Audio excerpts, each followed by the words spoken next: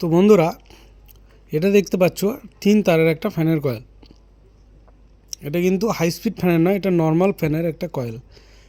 তো 3 তার, কিছু কিছু ফ্যানের 3টে তার বেরো থাকে, আবার কিছু কিছু ফ্যানের 4টে তার বেরোনো থাকে।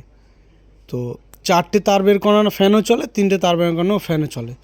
তো 3টে তার যেসব ফ্যানগুলো বেরোয় সেসব ফ্যানে একটা প্রবলেম হচ্ছে, সেটা হচ্ছে যদি ফ্যানটা উল্টো দিকে ঘোরে তাহলে কিন্তু ফ্যান খুলে কয়েল এখানে যে যেটা মেন তোমার কমন করা যায়, কমনটাকে তখন কিন্তু ঘোরাতে হয়। এইটা একটা হচ্ছে প্রবলেম।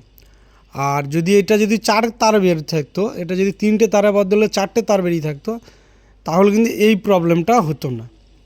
তাহলে কী হতো, এই প্রবলেমটা হতো না, বাইরেই আমি যে কোনো সময় এটাকে ঘুরিয়ে দিতে পারতাম। তো এই হচ্ছে দুটো মানে এই কয়েলের তারের মধ্যে এই হচ্ছে ডিফারেন্স। বাট কাজ একই, সব কিছুই একই, কিন্তু করা যায়।